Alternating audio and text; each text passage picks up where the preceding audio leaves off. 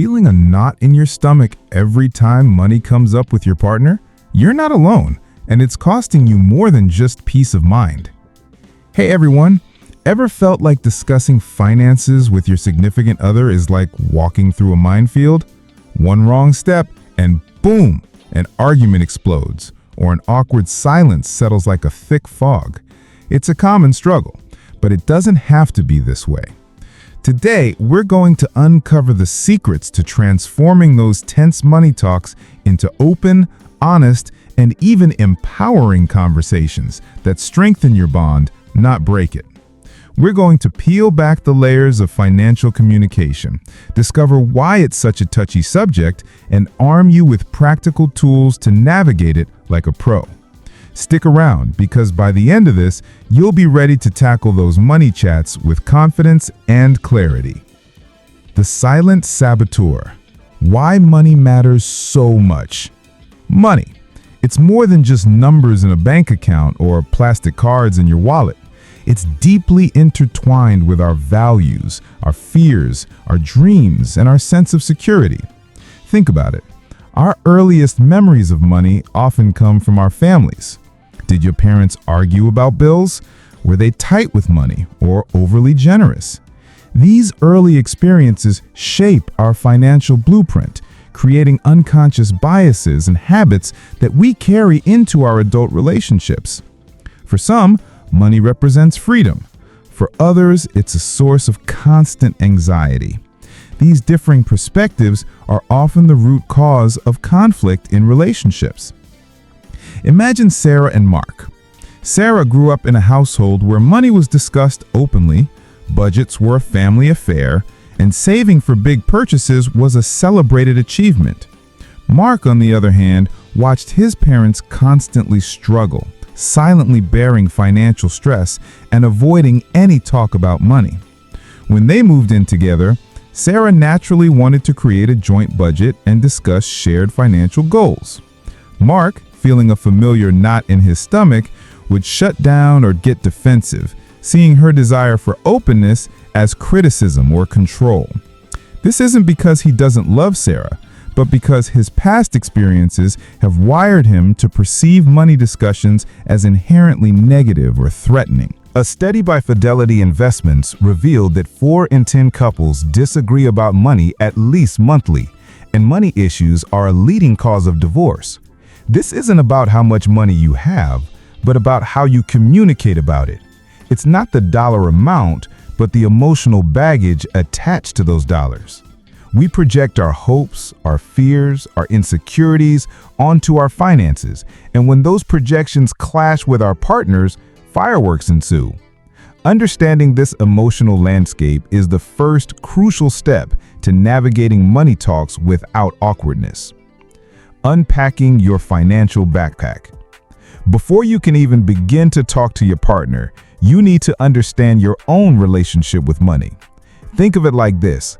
Everyone carries a financial backpack filled with experiences, beliefs, and habits they've accumulated over their lives. What's in your backpack? Your money mindset. Do you see money as a tool, a necessary evil, a symbol of success, or a source of stress? Your spending habits. Are you a saver, a spender, an investor, or someone who avoids looking at their bank account altogether? Your financial fears. What worries you most about money? Debt, not having enough, losing what you have? Your financial goals. What do you dream of achieving with money? A house, travel, early retirement, financial freedom? Take a moment right now to reflect on these questions. You might even want to write down your answers. This isn't about judging yourself, but about gaining clarity. The more you understand your own financial psychology, the better equipped you'll be to communicate it to your partner and understand theirs. If you've never really thought about these things, it can feel a little uncomfortable, like shining a spotlight into a dusty corner.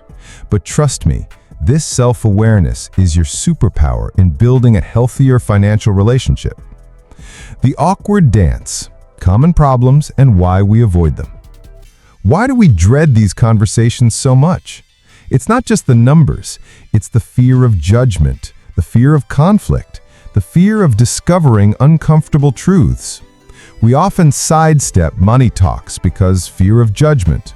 Will my partner think I'm irresponsible, too frugal, too extravagant? Fear of conflict. We've all been there. A simple discussion about a bill escalates into a full-blown argument about past financial mistakes. Differing values. One person values experiences, the other values security. These fundamental differences can feel impossible to reconcile. Lack of education. Many of us were never taught how to manage money, let alone how to discuss it effectively with a partner. Power dynamics. Money can create power imbalances. The higher earner might feel they have more say, or the lower earner might feel ashamed. These avoidance tactics, while seemingly offering temporary peace, actually erode trust and create resentment over time. It's like a tiny crack in a dam. If left unaddressed, it will eventually burst. I remember a couple, Alex and Ben, who came to me for advice. Alex loved to travel and spend on experiences, believing life was short. Ben, on the other hand, was meticulous about saving and wanted to build a hefty nest egg. For years, they avoided talking about their conflicting financial styles, leading to secret spending, hidden credit card bills, and a growing chasm between them. The stress of the unspoken truth was far heavier than any actual financial problem they had. Starting the conversation. Timing and tone are everything. So how do you even begin? Forget the idea of ambushing your partner with a budget spreadsheet after a long day at work. Timing and tone are critical. 1. Choose the right time and place. Pick a calm, relaxed moment when you both have time and aren't stressed.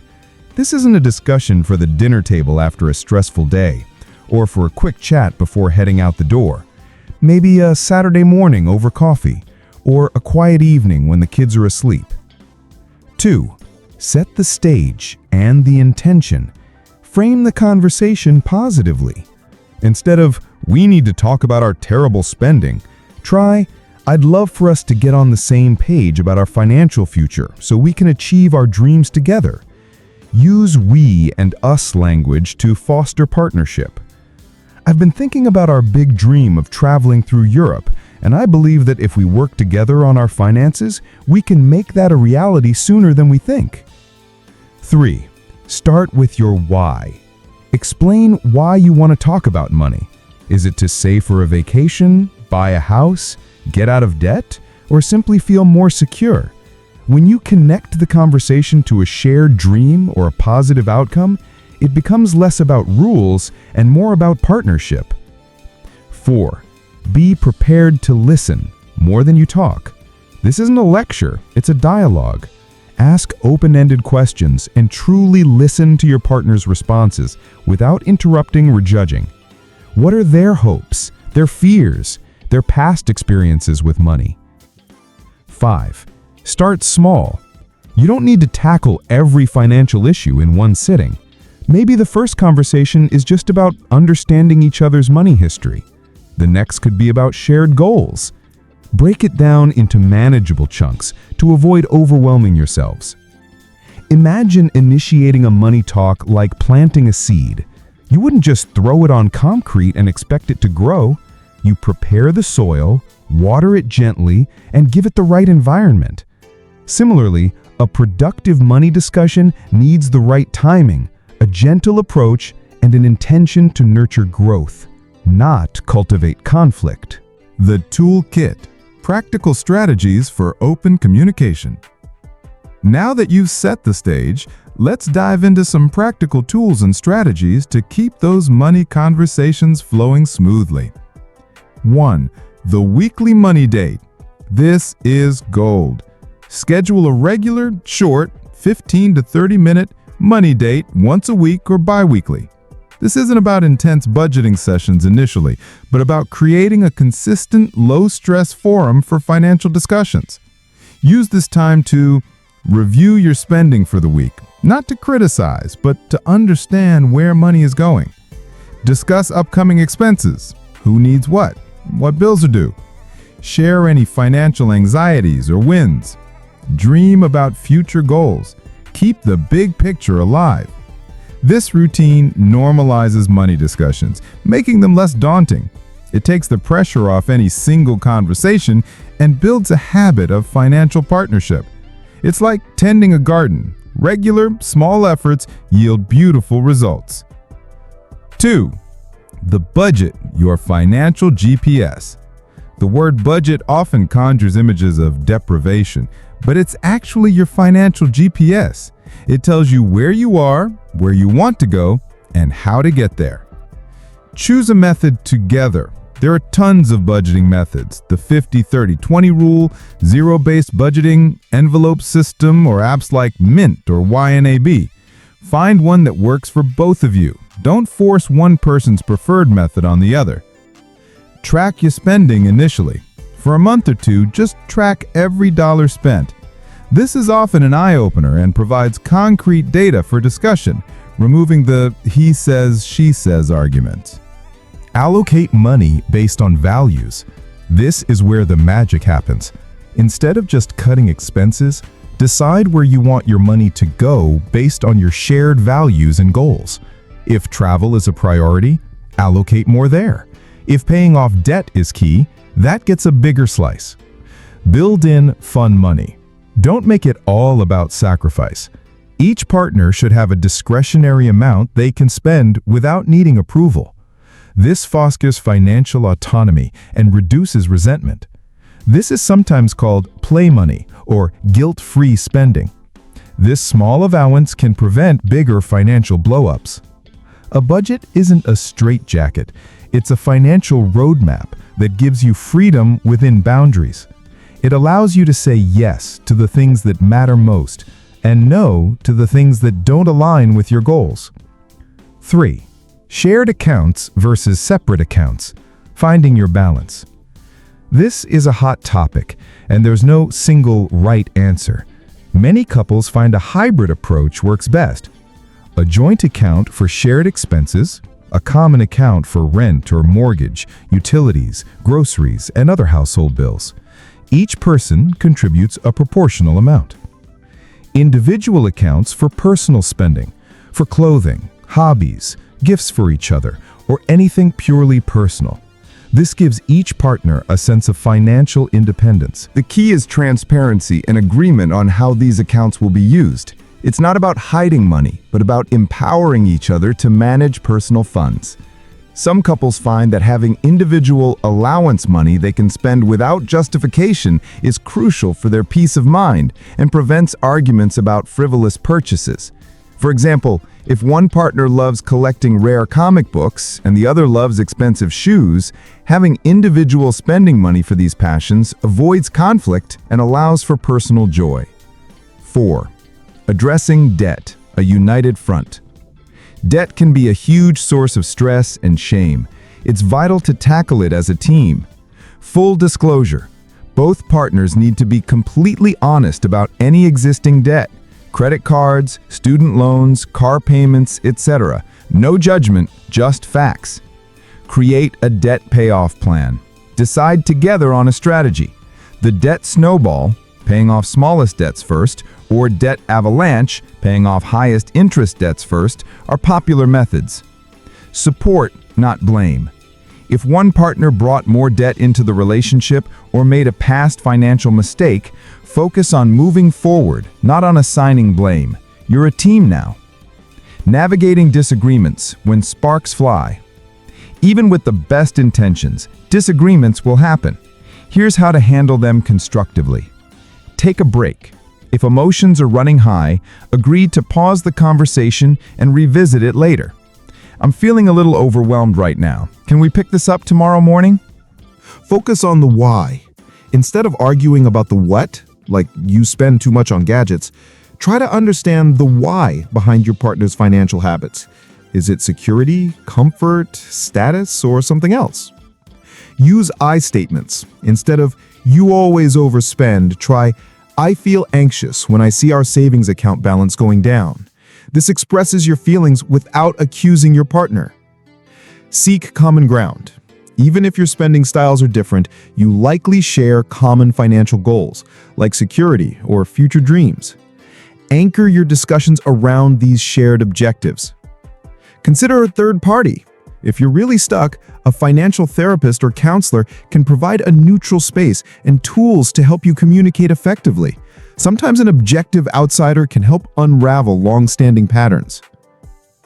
The climax: financial alignment and shared dreams.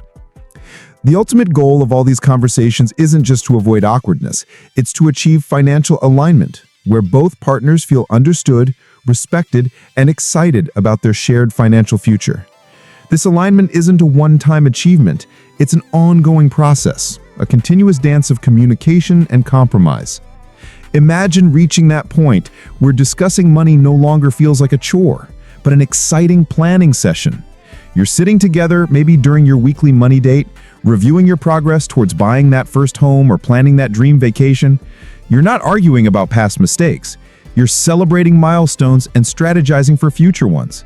This is where the power of open financial communication truly shines. It transforms potential conflict into a catalyst for connection and shared success. Studies from organizations like the National Endowment for Financial Education consistently show that couples who communicate openly about money report higher relationship satisfaction and lower divorce rates.